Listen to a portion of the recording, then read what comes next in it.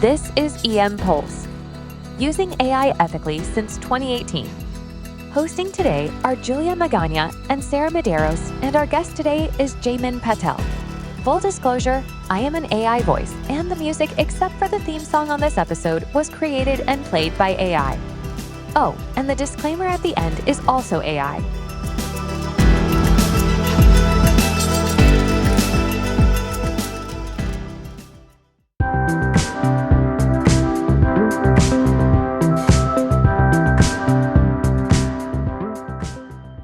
Welcome back to EM Pulse. This episode is a follow-up to our series on AI that was published in December 2024 and January 2025. In that series, we defined AI, a few ways it can be used in the clinical setting, and how and why we need to regulate AI's use. But really, so much of those things are coming down the pike, and I want to know how I can use AI right now. Said like a true emergency medicine physician, Sarah. To do that, we brought in our friend and colleague, Dr. Jaymin Patel.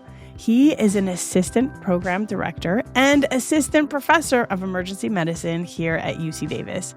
Jaymin is an early adopter of basically all things technology, so he is the right person to talk about AI with. Welcome, Jaymin. Thanks for having me on. Excited to be here.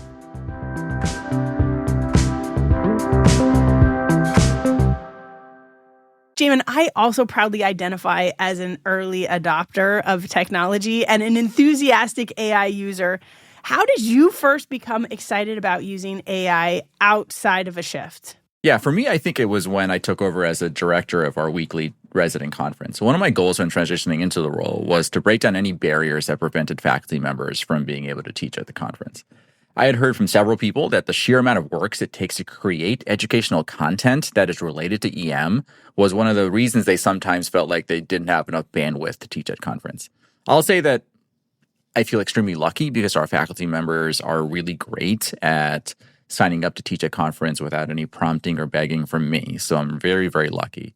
But anyone that gives a national or even local talk about a subject can easily sympathize with having to think twice before you sign up to do it because it involves starting from scratch.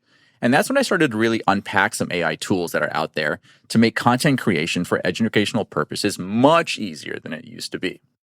All right, so let's jump in here and tell us about your favorite AI tools. Yeah, number one has to be ChatGPT. It's to date the most sophisticated AI tool available in the public sphere. Yeah, I also love ChatGPT. I use it every day. It's always open in my Safari. But what is ChatGPT? Yeah, I may be dating myself a little bit here, but if you were ever an avid user of AOL Instant Messenger or AIM, Yeah. You may remember chatbots, right? So like the one I remember the most is the movie theater chatbot, which is like, hey, what movie times are near me? You'd put in a movie title and a zip code, and it would just blurt out a whole bunch of movie times that you could go see whatever it is that you wanted to see. Now, ChatGPT is similar to that chatbot, except imagine if the input that it's working off of is not just movie times, but literally anything on the internet. And so it is generative. You can chat with it just like you would with any other person, with some constraints, obviously, and it will generate new text and images. It uses machine learning models in order to generate that content based off of the prompts that you give it. So how do you use this for teaching? I love using it to create case stems for teaching purposes. So, for example, I will put in, can you create a neonatal resuscitation case? And then give it an input that includes the NRP algorithm, that may include a paper or something published about a specific case of a neonatal arrest.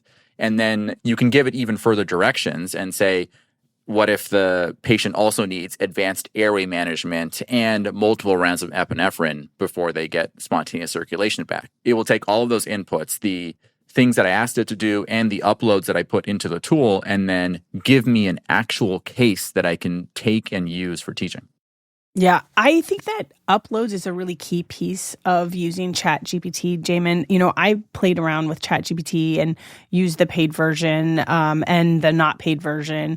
And I find that ChatGPT does really well if I give it specific prompts and I give it material to pull from instead of just pulling from the wide world of internet. For example, actually, I was thinking about agitation in a podcast and I uploaded a very specific PDF of material that I wanted to cover and said, generate 8 to 10 questions for a podcast on agitation in the emergency department. Now, I had to modify those questions, right? They didn't sound like me and it wasn't perfect and there was a little bit of repetition, but it did really well because I gave it specific material to pull from. And you can upload Google Docs, PDFs, PowerPoints, websites. You can give it specific sources that it should pull from. And that, to me, is a much more successful way of using generative AI.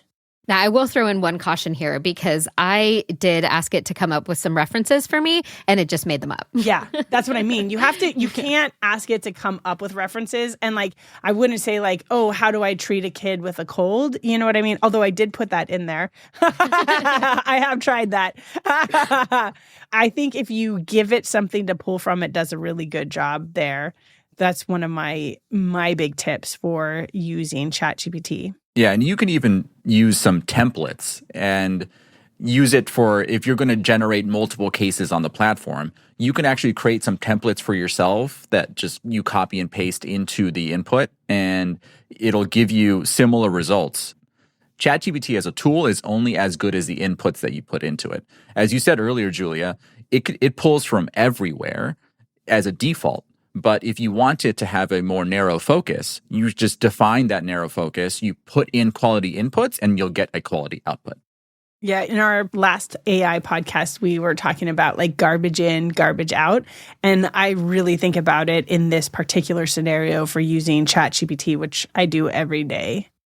Okay, so as of today, we're recording, it's March 3rd around noon. How much does ChatGPT cost and is it worth it? So ChatGPT as a basic tool has a free version that you can use. It does use a slightly older model from OpenAI and has data limits that are associated with it. It also has limited accessory tools that you can use. There is a paid version that is currently $20 a month, which is ChatGPT Plus, which has additional tools and much relaxed data limits. Jaymin, have you tried using ChatGPT to respond to a complicated resident email yet? As program leadership, we haven't actually done anything organizationally to work with AI in terms of dealing with competency or professionalism issues yet, but that is something that I'm at a conference currently that is a meeting of all the residency directors in emergency medicine. And about half of this morning was filled with examples of how other programs are using artificial intelligence and language models to try to further along their competency evaluation process. Fantastic. I mean, I could see you being able to upload patient charts into the right portal and being able to assess that fairly easily and give some pretty amazing feedback to that resident.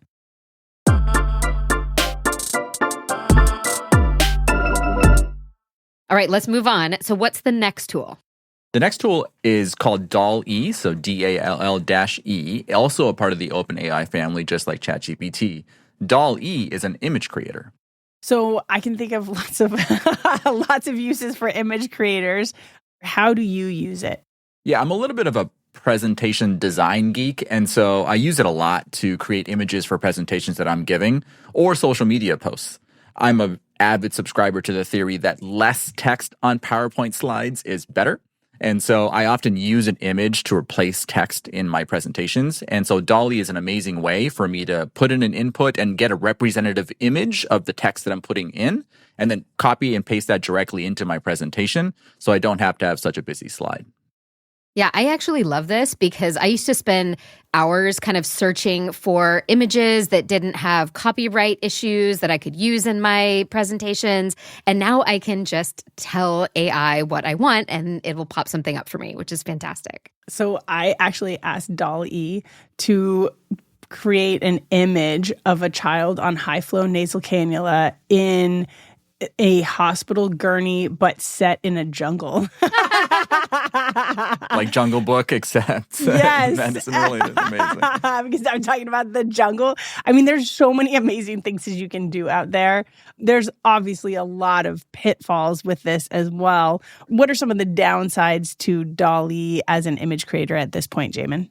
I think right now the largest pitfall is that it can generate an image that really doesn't match up to your expectations. Yeah. And it'll often pull from representative images out on the internet in order to make a sort of composite or representative image for you. And it may not meet your expectations. But remember, you can always ask DALL-E to modify the image that it gives you in any number of ways. And you really do have to take a close look at these images because things can sneak up like, two left hands that look really weird. They always have 6 fingers. Yeah, 6 fingers, 8 fingers, something weird in the eyes. Like there's lots of spots that it can creep up in. So you do have to take a close look at those images. So what's your best tip for using this tool? I think most people, when they ask for an AI-generated image, they already actually have an image in mind. Whether that's something that mirrors real life or something a bit more whimsical or abstract. So you can actually ask DALL-E to create an image that matches the one that's in your head. For example, if you wanted a picture that represents a medical student's first day in a busy emergency department, and in your head you're imagining this small 8-bed ED that's bursting to the gills, you can just input that directly into the prompt. I agree with you. This is another one of those spots that the more specific you are with the prompt, the better DALL-E is going to produce something that matches your expectations. Okay, Jaymin, as of March 3 at approximately noon, how much does this cost? Yeah, so DALL-E is a part of the ChatGPT Plus subscription, which currently costs $20 a month.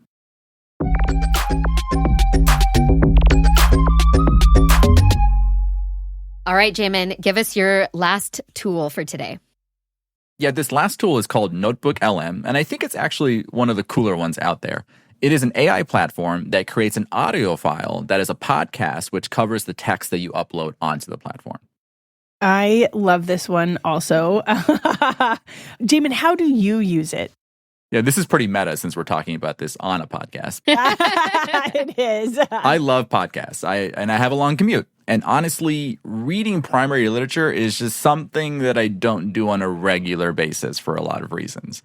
But if there is an article that I really want to read and understand, I'll upload it into NotebookLM, and then it'll create a podcast for me that I can listen on that article. And in fact, it can actually create a podcast based off of several different articles. So if I have a particular case in mind that I want to learn more about, I might do a PubMed search, find a couple of articles, upload them into NotebookLM, and then it'll create a podcast for me on the topic. My sister is studying to be a nurse. She's a paramedic and studying to be a nurse right now. And we introduced her to this, and she actually uploads her sources. And she's read it before, so it's not usually her first blush listening to it, but she can listen to it while she's exercising or while she's commuting and be able to get in that repetition of study. And she also uses the questions that are generated from there and sometimes the summaries just to review really quick before she moves on to something. I think that's really fantastic. My husband actually took in some procedures and policies and threw it into there and asked it to create a 10-minute podcast that was exciting and engaging and explain the procedures and policies. And we were floored with how they took such a dry, boring topic and turned it into something that was very digestible. Are you suggesting that medical textbooks are dry and boring, Julia? No, just nursing textbooks. So, Jaymin, what are some of the potential caveats for this tool? Yeah, I think the language of the voices can be a little trippy. The platform tries to make the podcast conversational, but there are often odd pauses and the cadence sometimes changes in weird ways. I think despite the conversation sounding somewhat artificial at times, the content of the conversation does adhere pretty well to the content of the literature that you upload to it. So it doesn't have Sarah's melodic voice. It does not, Julia's laugh. Again, garbage in, garbage out. You have to upload good stuff for this. Jaymin, what's your best tip for using this tool? I think that uploading more than one resource makes the content so much better. For example, if there is a paper on a new technique for INDs, uploading another similar article, maybe even from the references from the first article, makes the conversation so much better. All right, so Jaymin, March 3rd, 12 p.m. How much does this cost right now? It's free. Woo! You can use it for free for now. We'll see what Google does with it in the future. Oh, there is a paid version of NotebookLM though, right? Yes, there is a paid version with like higher limits, but as far as I know, the quality of the product is not different between free and paid. I think it's just that you can do more with the paid version, like have more inputs and outputs. Yeah, that's right. Jaymin, anything else you think we should know about AI tools? I feel like we could talk about this for a very long time. At least I know I could. Yeah, I could talk about it for a very long time as well. I think the things to remember about AI is that it's limited to the inputs that you give it. Or if you don't give it any kind of like default limit, it will search from all corners of the internet, including sources that are not reliable. And so double checking all of the things you get out of it is always key. And then also remembering that we are just scratching the surface in terms of the utility of some of these platforms. And so keeping your ear to the ground to see what other people are doing with certain AI tools and how it might better your personal and professional life is also going to be really interesting in the next few years. So I know we're all educators here and not ethicists, but sometimes this feels like cheating, as someone who actually did have to do all the reading on their own back in the day. Do you think this is something we need to think about in terms of our learners? Yeah, I think that's definitely a concern, especially a concern of mine given that I'm an educator. I think the way that we used to learn is defined in very concrete terms, right? In terms of reading books and taking exams and stuff. I think that just like anything else, AI should be viewed as a tool to acquire knowledge, not a substitute for acquiring knowledge. Yeah, my approach to this is work smarter, not harder. Like these tools don't supplant the fact that you still have to learn these things. They just give you more ways to be able to learn them well. And I think if you are going to present some of these summaries and some of these things that are not modified significantly by you, then I think you say that they're AI and give that proper credit when it's not fully your work. Don't put it into AI and then say that it's all yours if you're not going to modify it and put it in your own voice. And I mean, Sarah, yeah, okay, you and I both had to go write on, flashcards. And this is just a digital version of that. Like we probably learned it one more repetition more because we wrote it down on the paper, but you still had to go and learn it. And our learners still have to go and learn it. And they just have the advantage now of having different modes of being able to use this well. Yeah, don't get me wrong. I am excited for some of this evolution. I think it's the bottom line is work smarter, not harder, be intentional, and give credit where credit is due. Yeah, and I tell our learners that it's totally okay to use AI tools in order to develop presentations, to learn about a subject. But I think knowledge acquisition is one thing, and the knowledge application is the type of thing that AI is not going to be immediately helpful for. So if a learner is able to use AI in order to acquire knowledge, that is totally fine with me. As long as they understand that it is just a tool to acquire knowledge and that they still need to go out there and apply it. All right, that wraps up yet another discussion on AI in emergency medicine. And I am pretty excited about these, and I do plan on using pretty much all of them as I go forward and make some talks for AF. I agree. And I bet, Sarah, that this is not our last podcast on AI because there's so much to learn on this topic. And as you know, I'm really excited about it. Yeah, I'm excited to use them for my own learning as well. So thank you to our department for exploring AI and exploring its intentional use. Thank you to OM Productions for producing better than an AI bot. So until next time, stay curious, stay inspired, and stay tuned.